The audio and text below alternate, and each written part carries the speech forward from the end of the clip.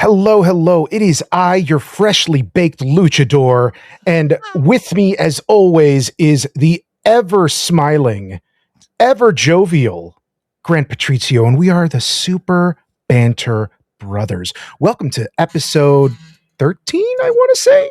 I believe it's episode 13, based off of the software we use to record these things. Off of the So math that off, we are not off. good at. Nope. At least of all me, us entertainer types, us theater kids, not known for our mathematics. Thank you Unless the for role yes-anding requires me it. on that, by the way. I mean, it's the truth, isn't it? Before we get started on our podcast today, I do want to talk about something that happened a second ago because Grant had ordered food, breakfast to be exact, so that he could have breakfast before recording and he would be full and satiated and ready to record. His Yeah. breakfast did not come on time. Why the hecky was it 2 hours late? I don't know. Was it still good? Shockingly, most of it was. Hey, there you go. Like the coffee made it okay, the hash Mm-hmm. browns made it okay, and the main course, of course, needed a little bit of a reheating, but I've got so many kitchen gadgets I can make that happen. So There you I, go. I can salvage it, but never do a double dash. It will get messed up. Never do a double dash. It will get messed up. The only double dash that is acceptable in this house from now on is Mario Kart double dash. But There you go. It's a totally different kind. So, because of that, we got our podcast recording started later than planned because we were planning to start at 10 a.m. to start Yeah. recording. And we ended up starting at 10:45. We could have gotten started at 10:30 because Grant managed to Kirby his entire breakfast. Yep. But by the time he was done Kirbying, I went to the restroom. He sends me a text that says, "Hey, I Kirby'd my breakfast. I'm ready to record whenever you are." And I was like, poop emoji. And he sent a thumbs up. Because sometimes that's all you need to know. Sometimes that's all you need to know. Not a TMI, not a gross, but thumbs up. I respect that. I mean, we call each other brothers beyond the podcast, okay? You tell me you need the poop emoji, I give you the time for the poop emoji. Quite literally, you can't rush this shit. It'd be bad. Stop. Oh my God. Gotta love breaking the donut within the first 3 minutes. I know, Jesus. No, not even a new record. I know that you have made me laugh at various moments way earlier than that. So, anyways. That's just how our mornings started, y'all, when we were getting ready to record this episode. But to shift gears from something away, away from the shitty happenstances, Senor Donut, what have you been playing on stream, off stream? And I will not touch that backlog with a 20-foot pole. Are you right? I have been on stream. I have been playing two things recently, three things technically. The first one is I have gotten back on the Animal Crossing's New Horizons horse.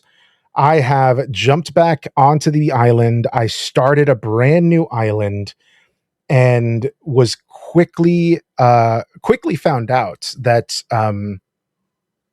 that Stardew Valley had spoiled me, because in Stardew Valley, when you end your day, you go to sleep, the game saves, and you go on to the next day. In Animal Crossing, there is no such thing. When you finish for the day, when you finish your tasks, the things that you set out to do, that's it. You have to wait until next day. So if you wanted to upgrade your house or whatever, you would have to wait the in-game until the next day setup. But so doesn't it live off of the Switch's real-time clock, though? It does, meaning you can time travel. You can push forward your time on your Switch, but I don't do that because I play the game the way it was intended. So no chaos control for you, huh? No chaos control for me. You just play Respect. the game the way it was meant to be played. Respect. Yeah. That's the way I do it too. hmm I mean, Um, time travel and amiibo cheese are two different realms of playing the game the way it's supposed to be played, but you know. so about that amiibo cheese. I About that only know amiibo cheese. I only know about the amiibo cheese because for Valentine's Day I got boyfriend a bunch of amiibo cards so he could amiibo cheese, and he has been cheesing so hard with those amiibos. So hard. So about that amiibo cheese. I Mm. have this little device right here, which is Ah. called a Flashibo Pro. And what it allows me to do is pull forth any amiibo that has been created thus far and put them into my island so I can summon any villager that I want to be on my island, play their little mini games so that I get whatever villagers that I want on my island, which is called Lucha Land, by the way. I wonder why. I don't know, but that's what I called it. And No direct inspirations there at all, I'm no sure. direct inspiration, none at all. But this device has allowed me to call forth all manner of masked or appearing to be masked islanders to Lucha Land. Oh, So nice. now I have Lucha, I have Clay, I have Stinky, I have Mineru from Legend of Zelda, um, and I have my original Islanders, Muffy and Roald. And I'm looking to replace the other ones with, You're not replacing better Lucky, are you? luchadors. I am not replacing Lucky. Lucky Okay, was good. my Okay, good. first island, uh, resident that I found out in the wilds, and I love him to death. So yes, those are my original villagers. Those are the ones that I'm going to be keeping. But I have a couple that I'm going to give the boot to eventually. Um, but yeah, I am gonna make my dream Lucha Land island filled with luchadors and other masked individuals. It's gonna be fantastic. Can you build a theme park? Because Lucha Land sounds like it deserves a theme park somewhere on that island, whether it be the main island or as part of the vacation homes.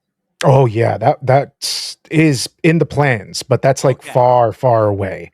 got it. Because my island is still a baby island for babies. Oh, Um, oh, you know, baby island. So yes, I am building my Animal Crossing island. I ran a hide and go seek game on my island with my community not too long ago, which was surprisingly stupidly fun. Like we played Hmm. for like 2 hours playing hide Wow. and seek. Yeah, it was wild. That inspired me to completely rebuild my island and my plans for it. So now I have a musical chairs section. I Nice. have a pitfall maze, and I have an obstacle course to run so that Wow. people can try and get the better time or win or whatever.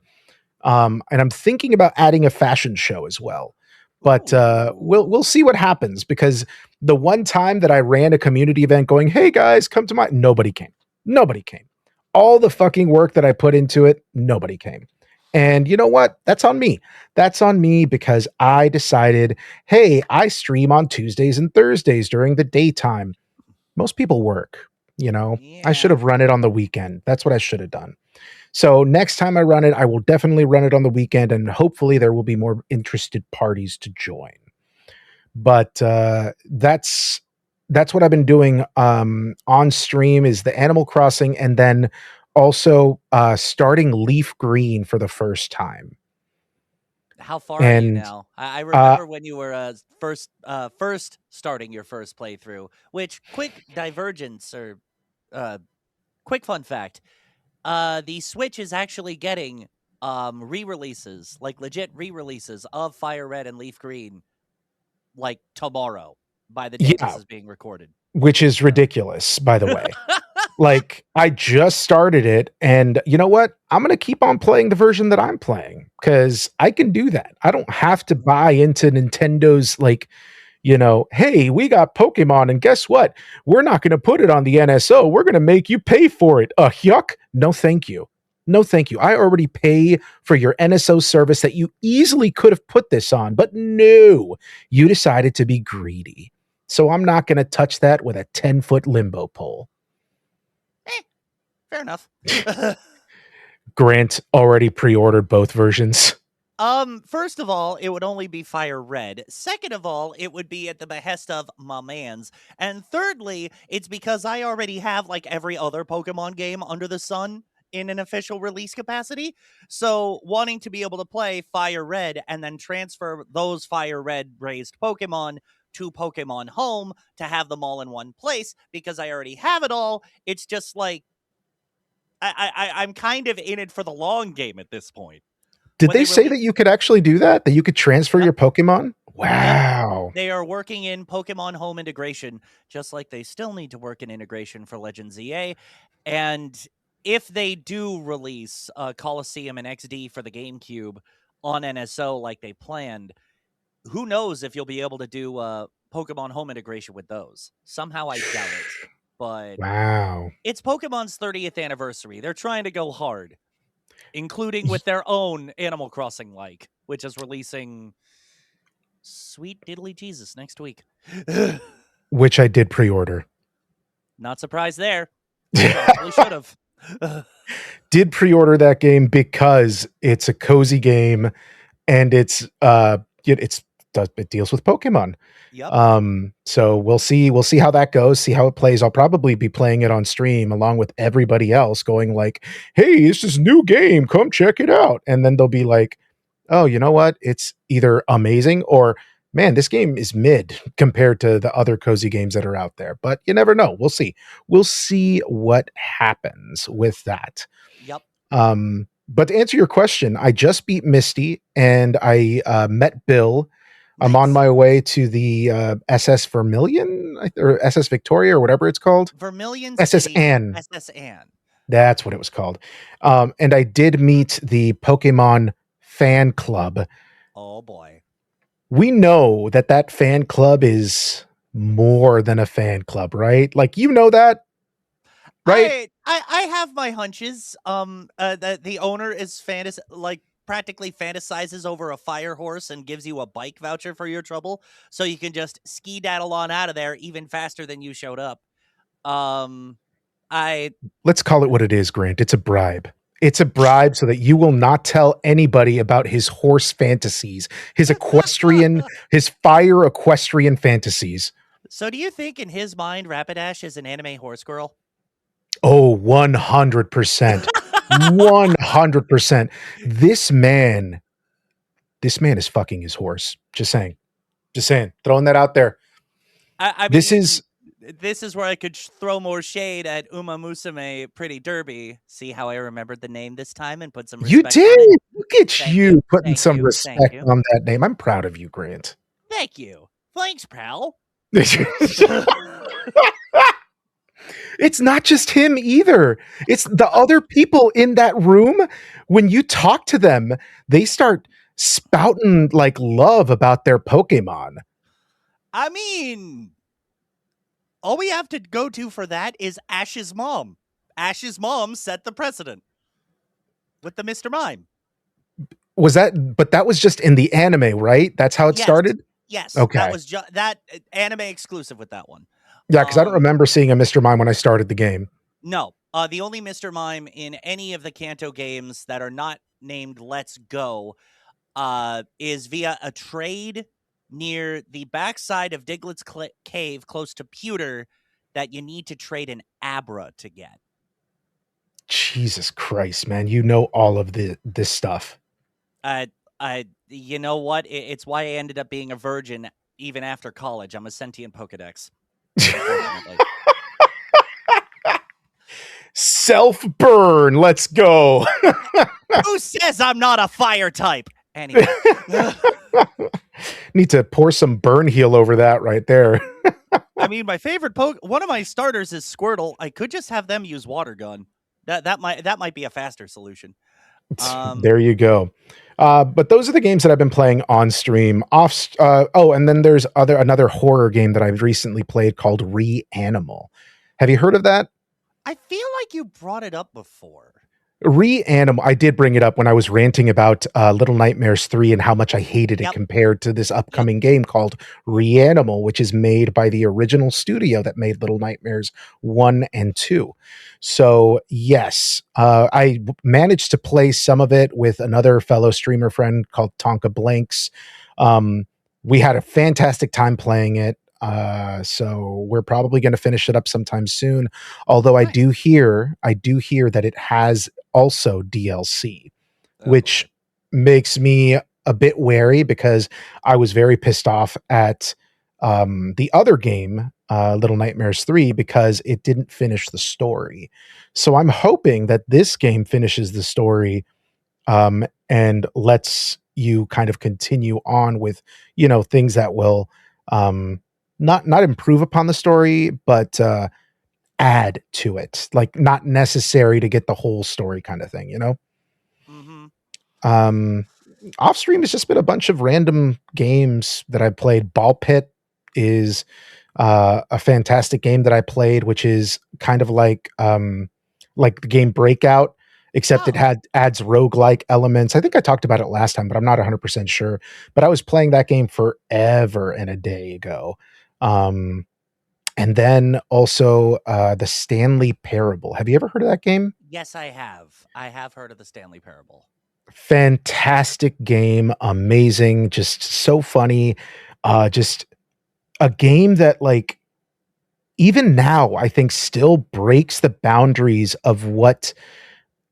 uh of what choice means in a video game.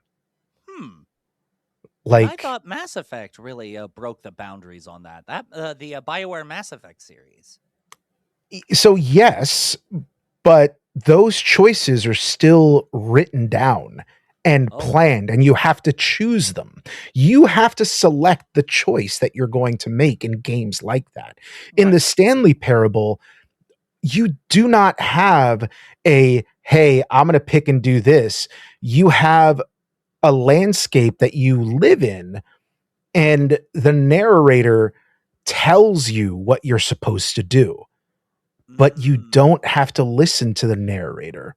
Oh yeah, and then doesn't the narrator have like several other voice lines in case you go against what he initially says? You like Yes. have to stumble in and narrate what you actually choose to do. Yes, and it is Okay. fantastic.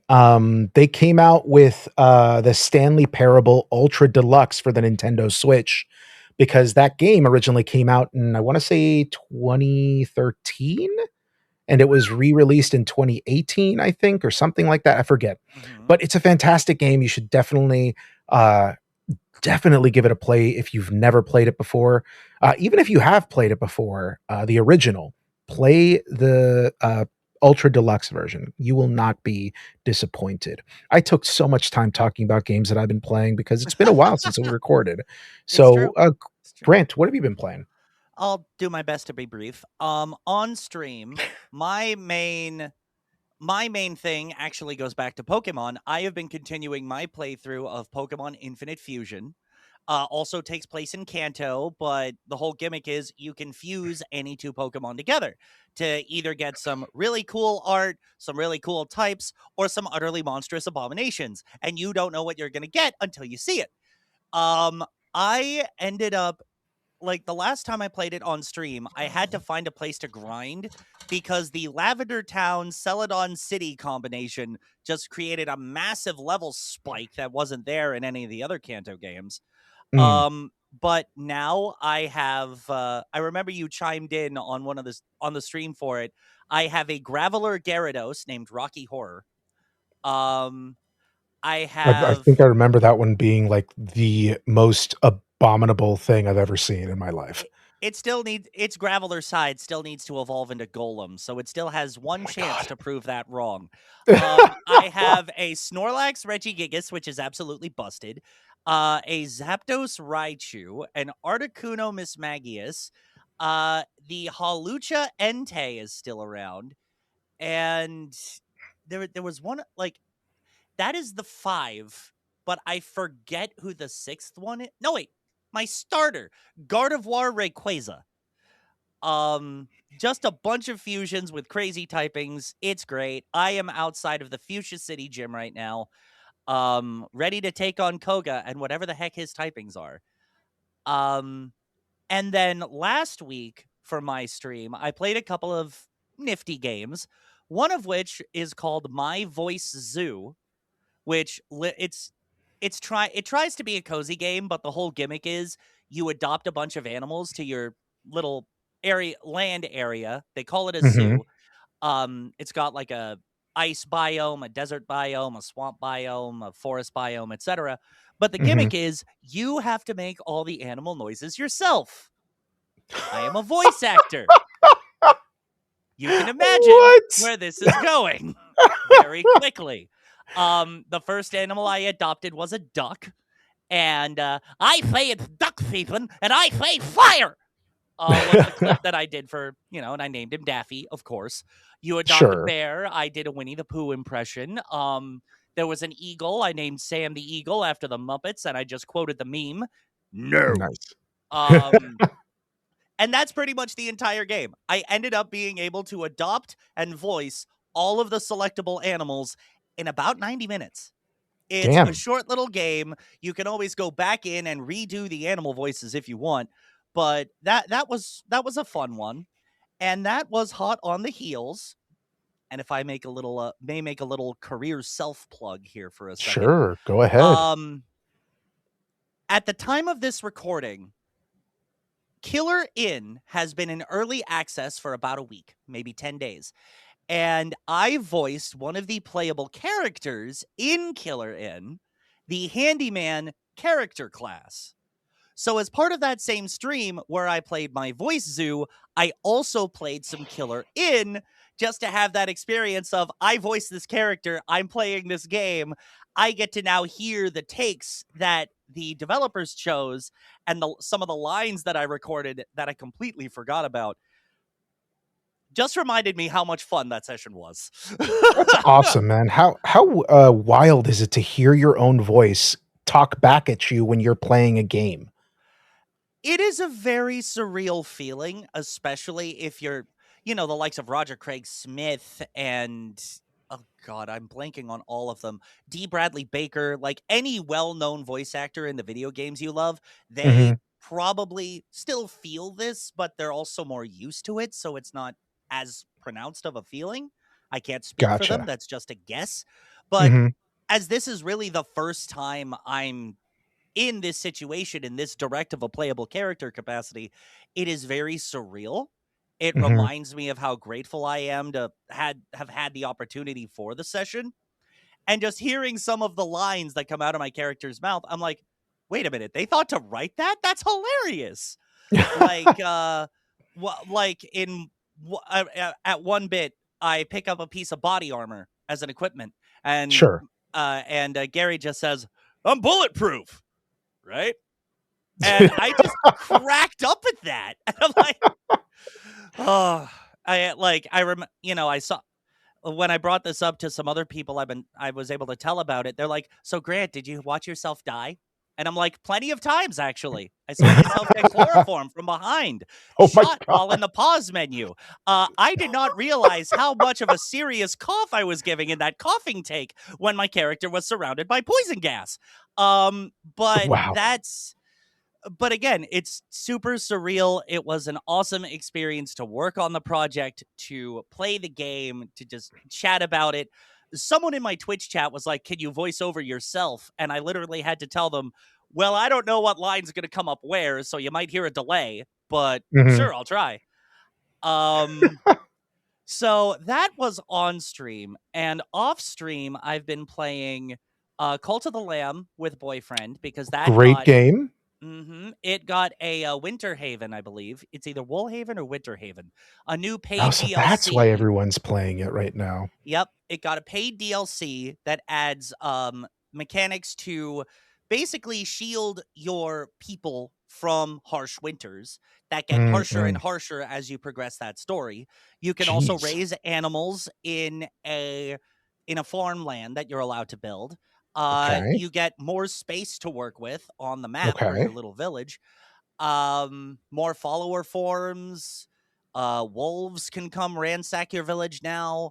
uh the Jeez. dev the devs say that they basically tried to make this expansion about the same size as the base game Oh, pre wow. DLC. And it does sort of force you to go back into base game levels to get resources to fund and power DLC related mechanics. So it took a few very long days of play to get through it all.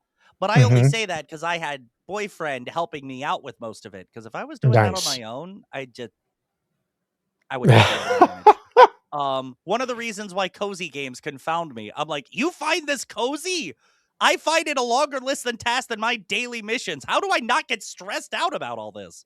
That's true. Anyway, um, so we were playing that, and as of last night, I finally decided to try another Crab's Treasure, aka the cartoony crab-based Dark Souls. A Dark Souls type game. Yes, a Dark You. Souls type game. Me. Yes, I know. Shocking.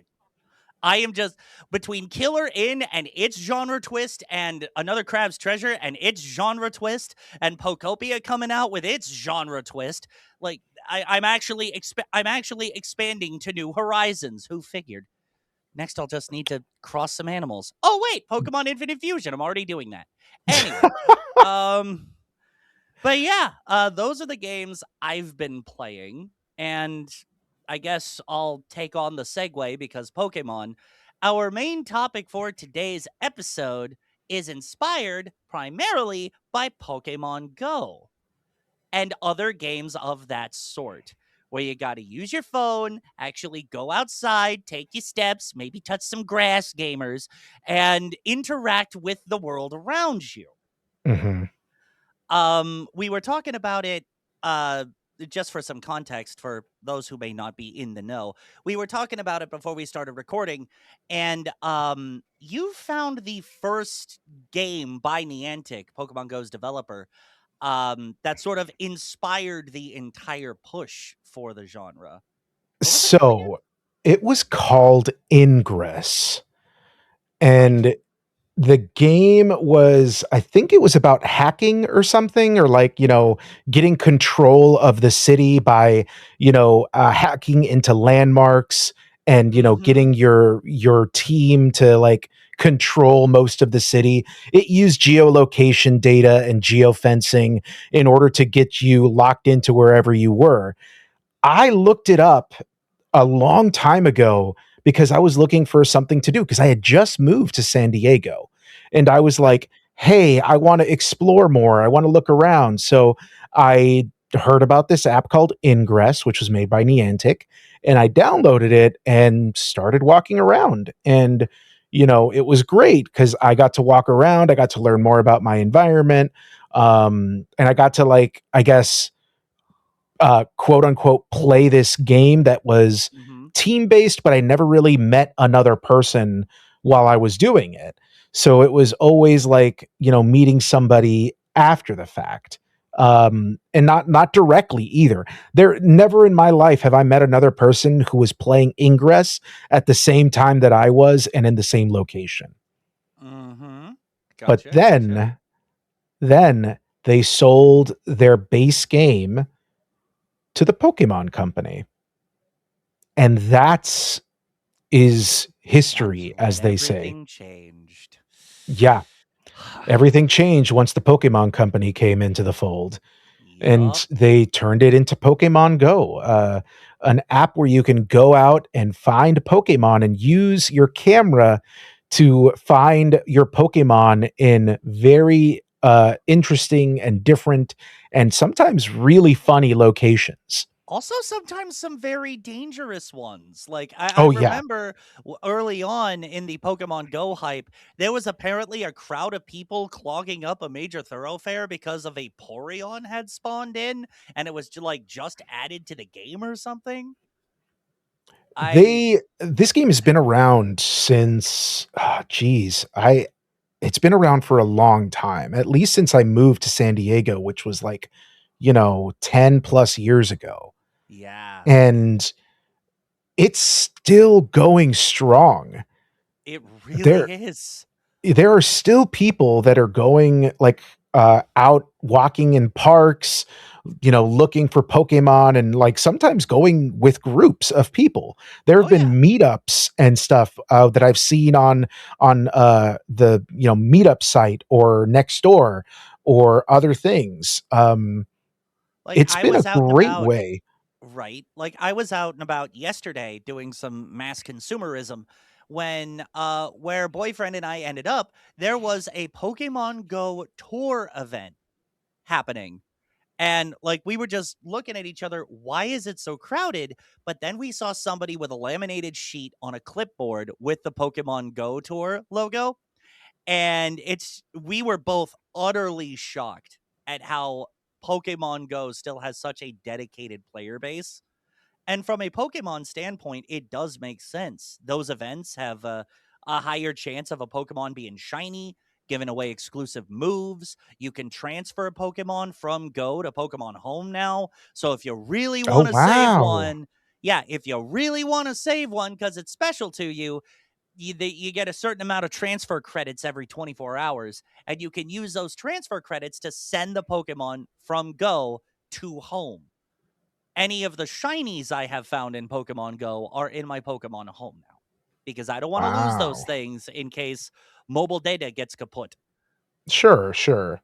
That's crazy that you can move Pokemon from Pokemon Go to Pokemon Home and then move them to a game if you so choose. Yup. Yup. Wow. That's like it is like Pokemon Go is still, it seems like very much a key part of, Pokemon's overall strategy. Because they add more updates. They're constantly adding more Pokemon, new Mhm. moves. All the new megas from Legend ZA are slowly getting integrated into the game. All of the Gym battle, battles, yeah, raids, all using the same team dynamics that you brought up with Ingress, just, you're split onto but three better. teams. Yeah, but enhanced. You're split onto Mhm. three teams based off of the Kanto legendary birds, and you go to these landmarks, and if they're your team's color, you can beef up whatever the landmark is. Like Mhm. when I was playing it very frequently when I moved to my current place, I would see buildings coated in yellow for gyms, for battle facilities, the whole bit. And I'd just be going around on my morning walk, throw some potions here, put a Snorlax there, conquer a gym here, throw a Blissey in it. Just to it's still going strong after God knows like 10 plus years, and that's a shock to me, honestly. Speaking of when it came out, there were a lot of things that happened that were in the news that were concerning Pokemon Go. I'm sure you remember the most infamous one being the town hall with the presidential candidates back in that time frame where Hillary Clinton famously said, Pokemon go "These to the kids polls. need to Pokemon go to the polls." Oh my god, why? I thought I was cringe. that like that was so exact. It was so cringe. Looking back at it, it's really funny and sad, and we don't get political here, but Jesus, man, like if only things had turned out better, back then. Um, If only the kids had actually done it and well, not yeah, if just only they had gone to if the polls. if only they had actually Pokemon gone to the polls and not rejected the notion because of the cringe. We might be in a different timeline, and that's all I'm gonna say. Yeah. But the other thing that I wanted to bring up is that these landmarks that Niantic had gotten came from Google Maps or other map programs like that. So Mm-hmm.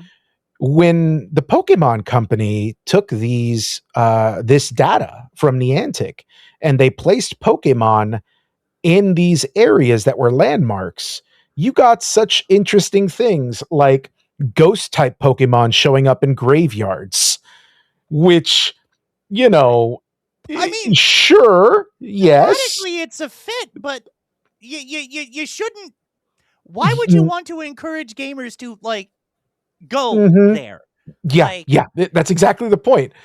It's disrespectful to those that are laying there for their eternal rest to suddenly pop up as a Ghastly or a Haunter. yeah, yeah.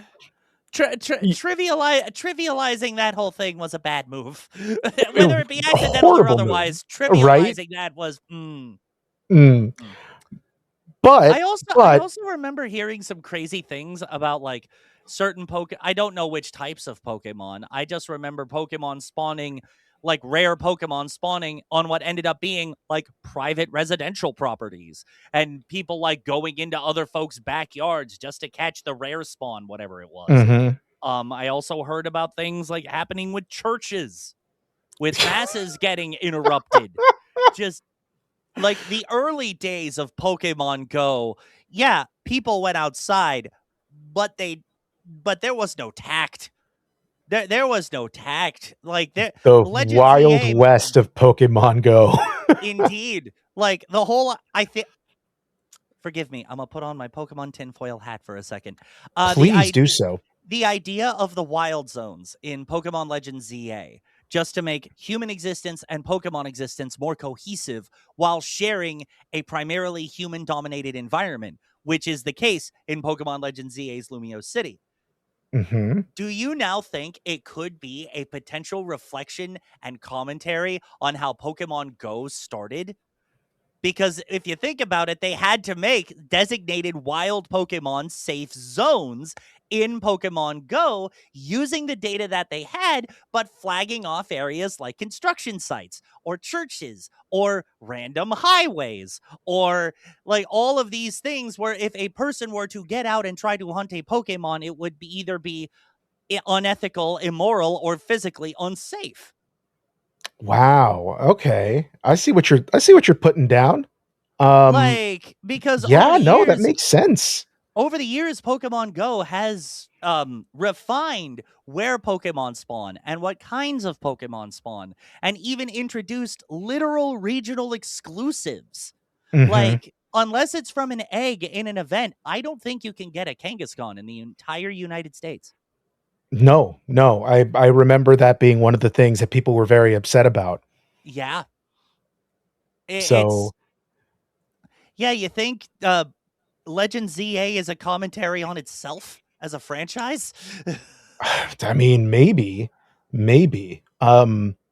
The other thing is that I think it's hilarious that, churches would be seen as like gyms. There's a church right near my home.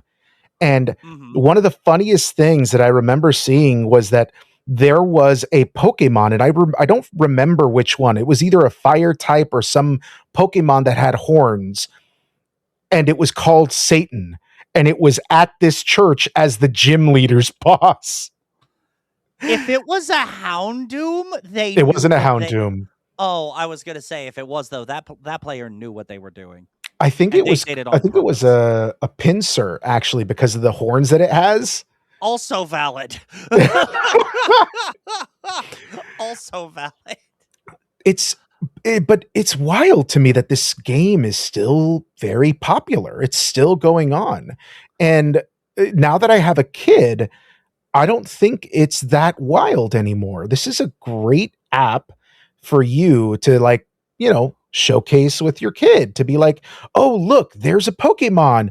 My kid is like now starting to get into Pokemon. So he, Oh, knows good. Pikachu, he knows Psyduck, he knows Umbreon.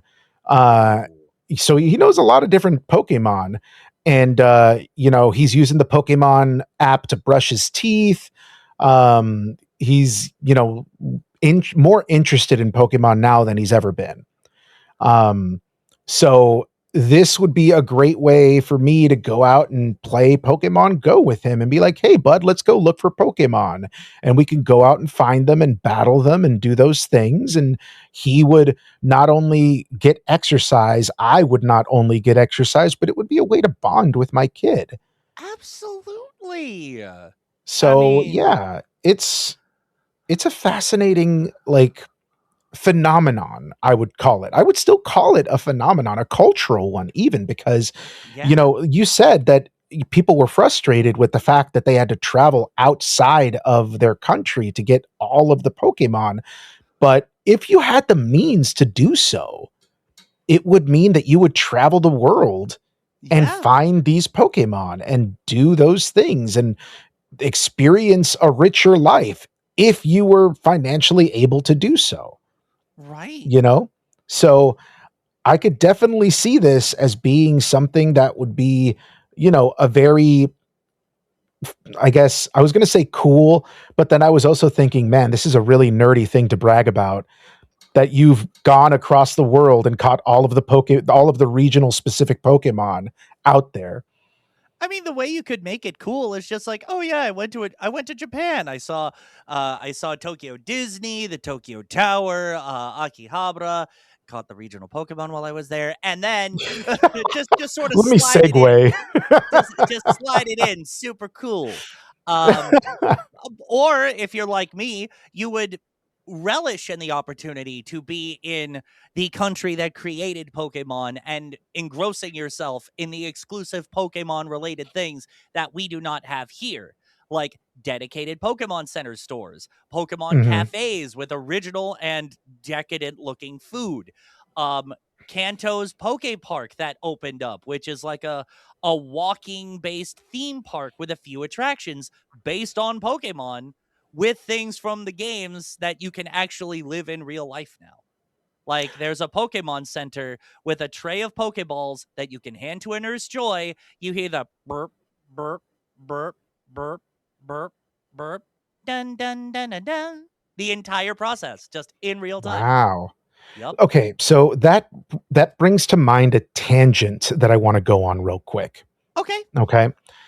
Uh I've seen um the Super Mario World or Land or whatever they call it Super that's in Nintendo World. Japan. Yep. They also have one in the States. Yes, they do. Now, I have not been to either of them, Okay. but I have seen video of somebody going to Japan, somebody going to the US version.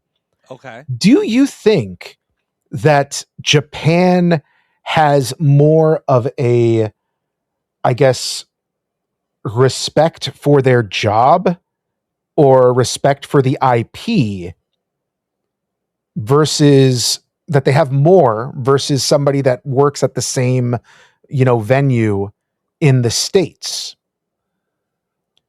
I'm going to I give you an example of what I mean. okay, thank you. So uh, 7-Eleven has come out with um, the egg salad sandwich Right. that it was popularized in Japan, Mhm.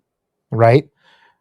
But they do not taste the same, and they are less filling or less generous with their filling than they would be in Japan Mhm. comparatively.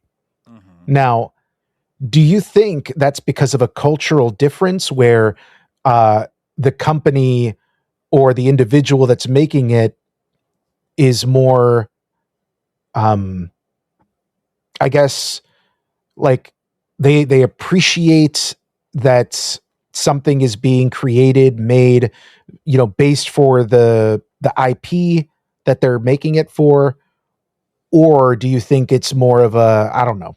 I don't know. You know what? I don't know what I'm trying to say. I'm trying to I, I say, I feel like I get the gist of your question, and you're yeah. trying to figure out if it's more of a cultural thing versus a, dare I say, mechanical procedural thing, just for the sake of generating a product to make the money to, keep things to keep the experience on both sides of the planet. Hmm. If I am That's understanding. exactly what I'm saying. Cool. I think it does play a role, but it is just one of many factors. Because I have been able to go to, because fun fact, the United States has two Super Nintendo worlds, technically. Mm. One in Southern California and the Hmm. other in Florida. I was able to go to the one in Southern California. Okay. And it is, no question, the smallest one, which means it just needs the base experiences that are required across all of the Nintendo worlds, which is Mario, Luigi, and Peach character appearances, interactive games with a power-up band that serves as an amiibo that you can buy from the park, that leads into a Bowser Jr. mini boss fight, and the Toadstool Cafe. That Hmm. is all. Or if I didn't mention the Mario Kart ride, the Mario Kart ride. Um, Mm. that is all the Nintendo World in Southern California has. And it's a lot of fun. And the staff around there, it really depends on who you get, because Southern California plus theme park workers plus dealing with tourists and entitled people, it's really a crapshoot if you get a someone who likes their job, someone who puts effort into their job, or someone who's just there for the paycheck. I don't Hmm. really think it's IP disrespect in that way. Um, and for the California one, it's just because of a lack of space. Like Mm. it's on the lower lot of Universal, but the lower lot also has Jurassic Park, The Mummy Returns. I think there's one other attraction that I'm just like blanking on right now. Yes, something related to Transformers. The lower Gotcha. lot is kind of cramped, so they don't Mm. really have much space to give the California one Donkey Kong Country, which Japan has, or Mm. anything themed to Yoshi beyond like a special event character appearance that Florida and Japan also have. Gotcha. So at least in that respect, it's just space and working with what you can. But through being able to have more space, work with the IP more, it makes more sense to me that folks would say, oh, Florida and Japan respect the Nintendo stuff more because they can do more with it. And in Universal Japan, they already have Pokemon integrated into their parade, if not more activities. Hmm. So at least in Japan, there might be a little bit of an IP bias because it all comes from there, and they like the Miyamoto and the higher ups in those companies are more familiar with how it like creating these experiences would work in Japan. And I'm not saying they're not familiar with the international way of doing things, because they're international brands now. They have to be on some level. But I Hmm. think it's just, like I said, I think it's a lot of factors. And getting back to the egg salad sando one, I think it's mostly because Japan is known for their cuisine, the fresher ingredients, the genuinely just taking more care to make sure the food is prepared properly and fresh and in a high quality way.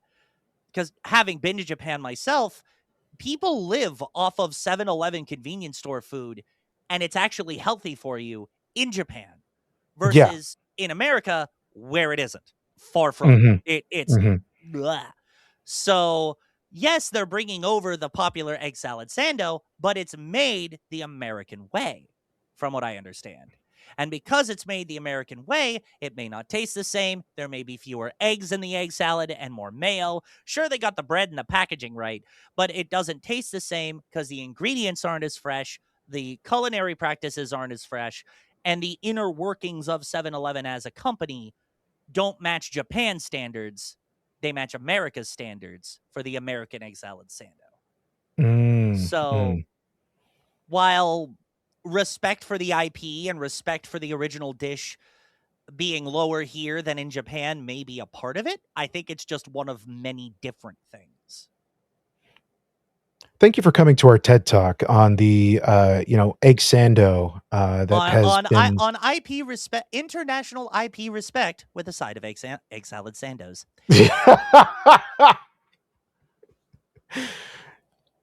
Thank you for going on that tangent with me because it's been something that I've always like wondered about. Like, I don't know, like like you brought up cuisine, right? Cuisine is a big important part of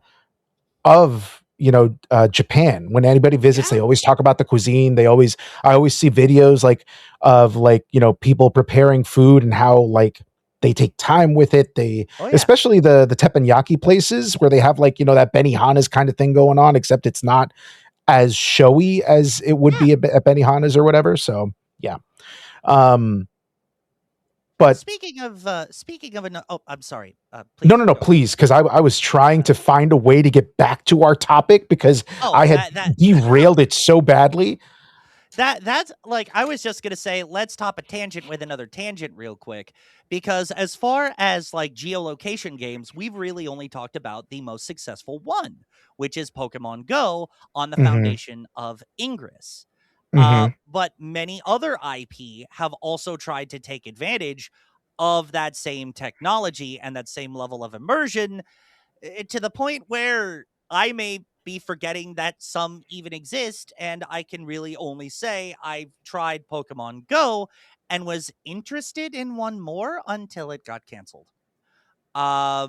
Which is Kingdom Hearts Missing Link, which was going to be, like, without giving too much away, because we are going to have minor behind the scenes spoiler, we are going to have a Kingdom Hearts deep dive episode coming out soon.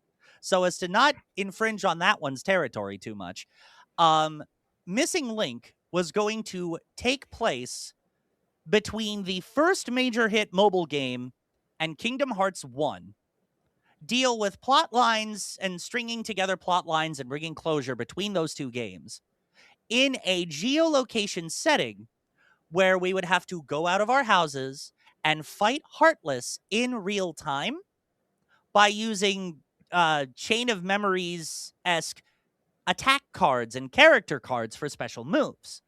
Okay. Um, for whatever reason, Square Enix decided to pull the plug on that project and implement some of the story sequences in future, more mainline Kingdom Hearts releases. The fan base expects Kingdom Hearts 4. Mhm. A few people did get to play it. They said, with some work, it would be fun. I wanted to get on the closed beta, but I didn't. I didn't make the cut. But that's just one of many other geolocation games that, sure, you might have heard of, but you probably never played. I mean, there Like, was a Pikmin one that I definitely played because the kiddo was into Pikmin for a while as well. They have a Monster Hunter one. mm-hmm. Um, I'm There was Harry Potter for sure. There was Harry Harry Potter Potter. for sure. They had another one that I can't remember. That was also similar in terms of its IP usage. I don't know if there was a Marvel one. There might have been one, or maybe I I'm don't remembering a different game. I don't There have been a recall a lot of Marvel different one. iterations. Yeah, but none of them had the staying power of Pokemon Go. Mm-mm. Like, it's, again, just knowing how people are now, especially post pandemic, more freely going outside and exploring the Mhm. world and doing things again. Like, it's both shocking to me and logical to me how these games can both still have a very active core dedicated user base, but also for some of the earlier adopters of the game, like I was, let's face it, Mhm. just to sort of fall off. Not really, not like it. We can do it if we remember, but like, literally, again, yesterday, by the lens of when this episode's being recorded, boyfriend and I were literally asking each other, why didn't we play Pokemon Go at all today when we saw the Go tour thing happening?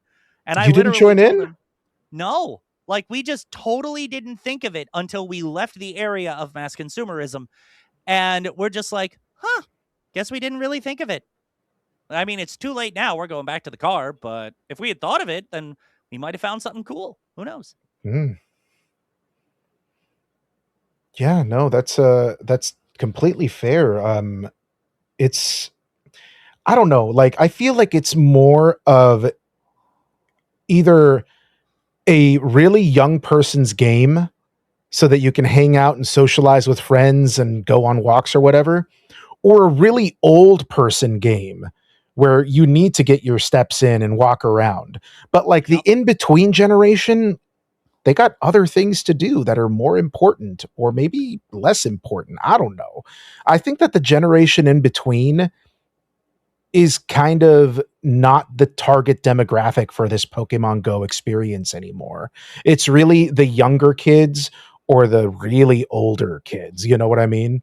Or in your case, which as uncle, I would love to be involved with, helping the kiddo, helping your Hmm. kiddos, your young kiddos, get outside more, maybe be more social, get exercise, give the gaming young kiddos a game to play with, Hmm. Hmm. some bonding time in between.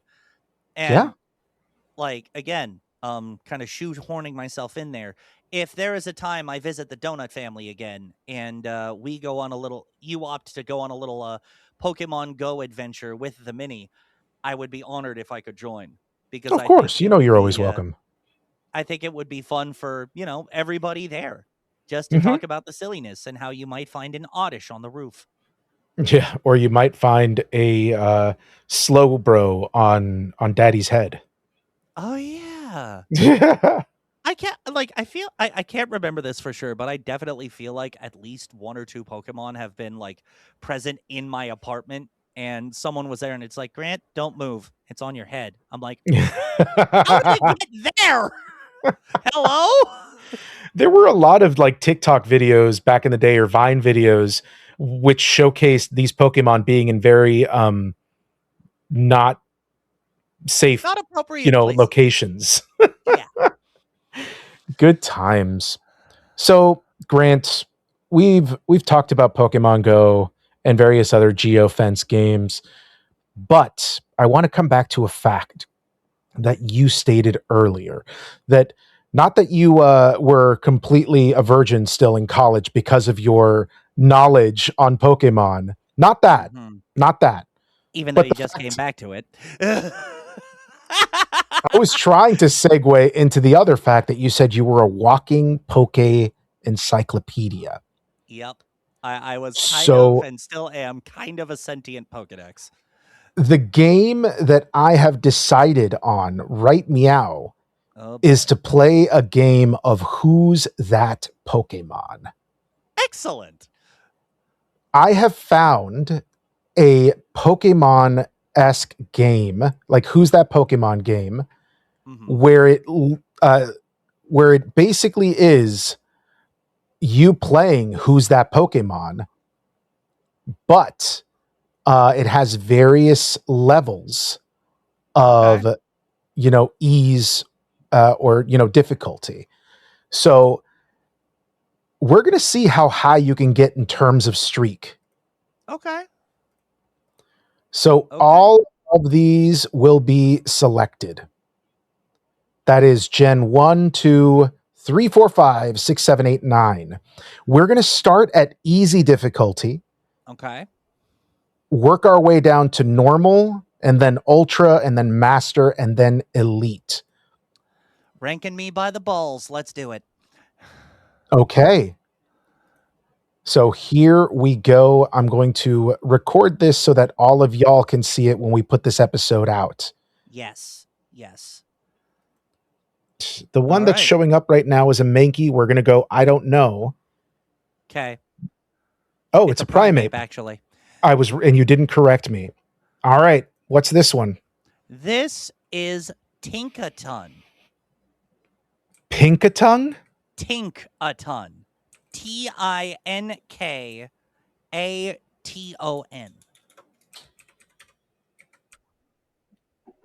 Okay, you got one so far.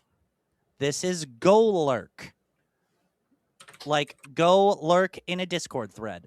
You got it. This is Noibat. Okay, that's 3 for 3. This is Swoobat. 4 for 4. Rockruff. All right, we're moving on to normal now. What is this? That is Necrozma. Wow. Okay. That is Fido. Wow. That is Dragapult, like a dragon catapult. Jesus, man. That is Berserker. How do you spell that one? Perrrseker.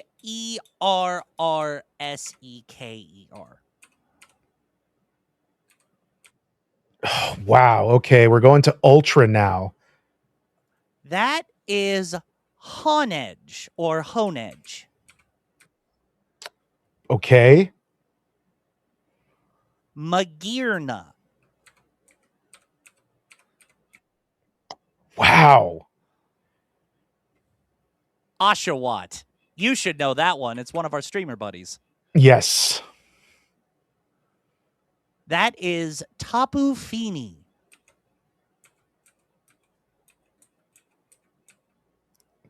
Did not spell that correctly, but You did not. TAPU space FINI. okay. That the name is going to be silly. Guzzlord. We're going to Ultra now, or sorry, Master difficulty. Mm-hmm. That I can't tell you the form, but the Pokemon is Saucebuck. Sauce? Like SAWSBUCK. Okay. Oh, and it's showing the back sprites. Okay. Hold on. I can barely see that one. The screen is very small. Well, you might have gotten me on a size technicality with this one. Well, let me make it bigger for you. Pause. Good night, everybody.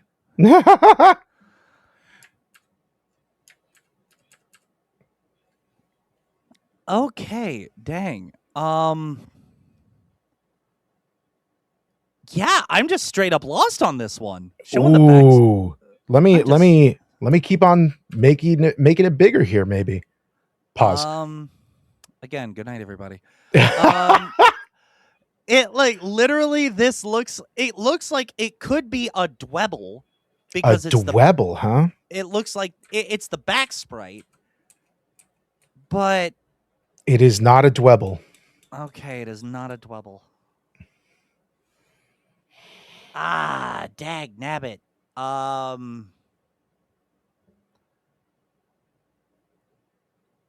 think this is your last one before you go to Elite. Of course it's my last one before I go to Elite. Of course it is. Oh, God. Do you give up? I give up. How the heck was I supposed to get Orangaroo from that? That is unpheasant. Unpheasant. Like an unpleasant pheasant. Did I spell pheasant wrong? It is spelled with an F-E-Z for this Pokemon because they want it to be cool. All right. Elite, just the sound. Play that again? That is Farigiraf. Bro, please. F-A-R-I-G. And that should get it for you. You son of a bitch. I cannot believe you. What's this one? Oh, God. I feel like that's just it. I feel like I know this one, but let's try a Play it one more time. Try Fomantis. Fomantis. It's not. Oh, dang. Um, give it to me. Helioptile. Helioptile. Okay. How about this one? Again, I feel like I know. Like, I think the sounds is where it's gonna stump me finally. Yeah. One more time.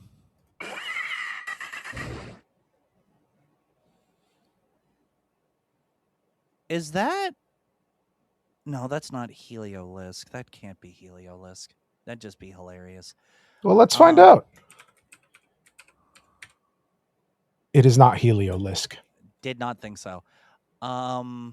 All right, give it to me. I don't know. Salazzle.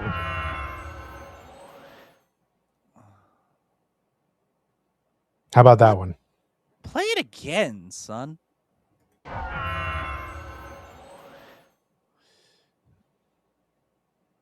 No clue. The sounds are stumping. Baxcalibur?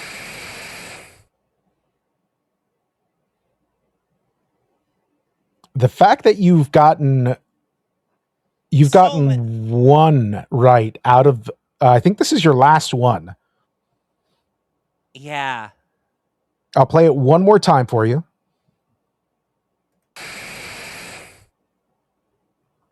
Literally no clue. That could be God knows how many different things. You want to take a stab at the dark? No, I don't know where to stab. Cure him! That's it. That is it. Yeah, the sounds are the ones where I get stumped with the sounds. Show me the picture, I am still the sentient Pokedex, but show me the picture, I'm still the sentient Pokedex, and Farigiraf sounds like Girafarig backwards, so I got that one based on luck. My goodness. All right, I'm going to disconnect the Discord call. We should be back to recording normally. Cool. Sounds good.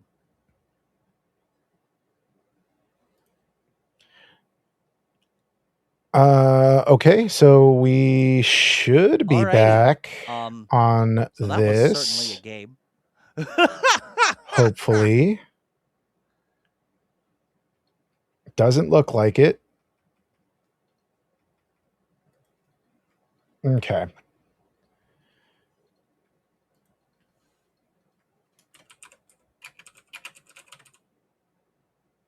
Gotta love the technical difficulties on some of these things. Am I right, folks?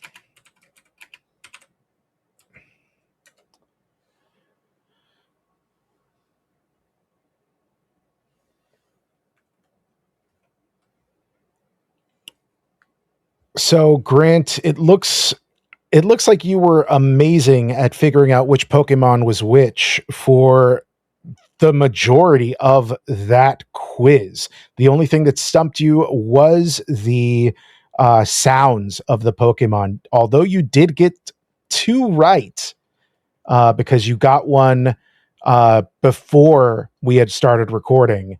It is wild that you have so many Pokemon just known.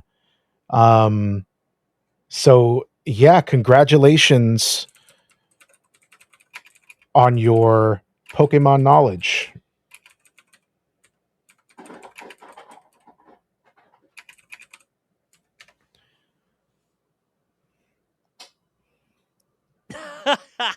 Well, thank you. Oh, there you are. You finally. Yeah. Finally, everything is working as it should, and it should save it locally. So we'll have to take a look at it at the end of it. Yeah, and let our glorious editor, the dandiest of Dave times, the dandiest of time Daves, hopefully get those technical difficulties out or make them funny. But yeah, now y'all understand why I was a virgin through college. Well, on the Pokemon knowledge. being the walking, talking Poke encyclopedia that I proved to be until we got to the sound segment. Good God. Good God. Hold on, let me try something real quick. Hey girl, I don't need a thunderstone to evolve my Pikachu into a Raichu.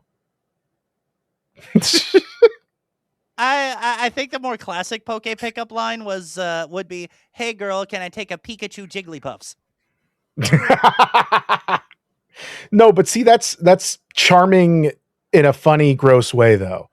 If such a thing exists, It like if may you have were, it may have when we were younger, but now forget it.